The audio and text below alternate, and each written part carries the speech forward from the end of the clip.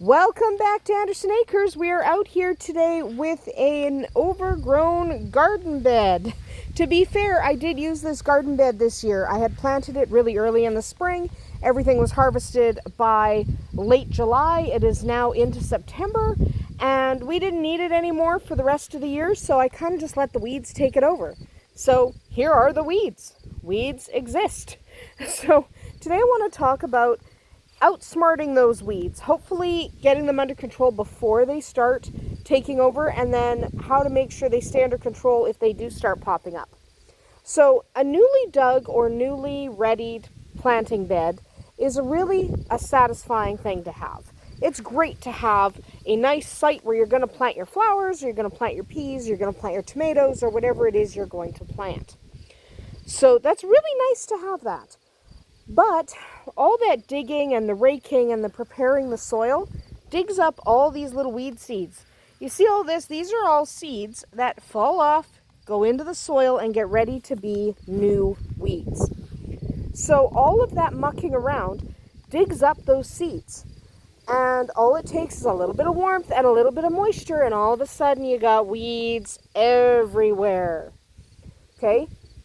If you can not plant right away in the spring, if you can go, you know what, I'm not going to plant for about 3 weeks, you might be able to prevent some of the worst of it. You can prevent it using a technique called stale seed bed. What you do is you basically don't spend much time weeding later, because you do all your weeding up front. You kind of want all those weed seeds to germinate, and you want to remove the little bitty weeds before they become gigantic Birkin weeds, okay? So what you want to do is let the soil sit undisturbed for a week or two after you've mucked around. So you've mucked around, you've prepared it for planting, don't plant.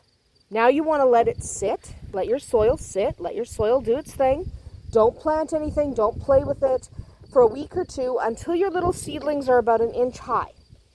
When your little seedlings are about 1 inch high, so not very tall, go in, you can put gloves on, I'm not, but go in and get them right from the root. Okay, get them right from the root before they go to seed. Okay, now you've removed fresh weeds. Take those weeds and put them in your burn pile or something. Don't just toss them on the grass like I just did. I'm going to go chuck them in the burn pile, because that's what you should do with your weeds. Okay, get them out of where you are. Get them out of your planting bed. Get them out of your vicinity. You want to put them in your fire pit or whatever. Get rid of them. Just don't leave them lying around, because if you leave that lying around, it's going to go to seed, and the seeds will end up back in here. So dislodge those weeds from the root. Get rid of them. Then, again, be careful not to disturb your soil too much. You want to see if there's any more seeds in there to germinate. So you back off again. Okay, back off, let the soil rest again, and come back in another week, and again, reach in there, find your weeds at the root, yank them out, burn them. Okay, and you're going to continue doing that until you don't have any more coming up, or until you actually have to plant. Okay, it's okay if you have to suddenly say, you know what, I have to plant. I can't just keep pulling weeds out of here all year. I actually have to get some planting done. That's okay. It's okay to say, now I have to plant. But if you do that stale seed bed method and you let your bed germinate the seeds that are in it, pull them, toss them, then what will happen is later in the season there will be less weeds.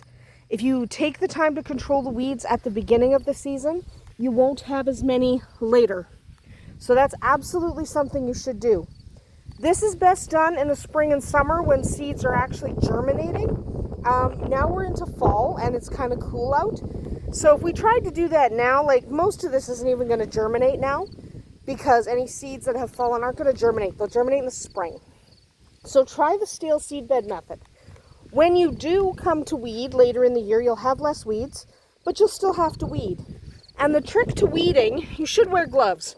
I don't, but you should, is to get right to the base and pull from the root. Okay, you want to get that whole root. You don't want to leave that root in there. So when you are weeding, get right in there and get those roots. And then take your entire pile of weeds, get them into your fire pit.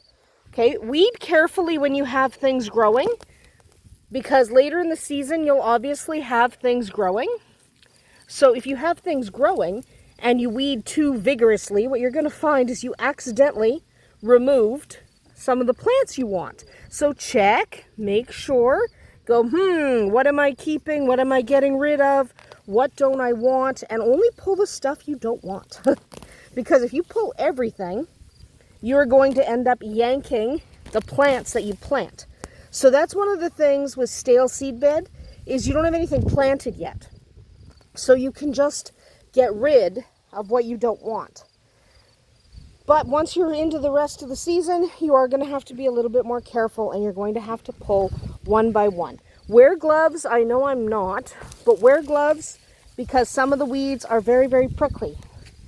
Okay, so wear gloves, rip them out by their root.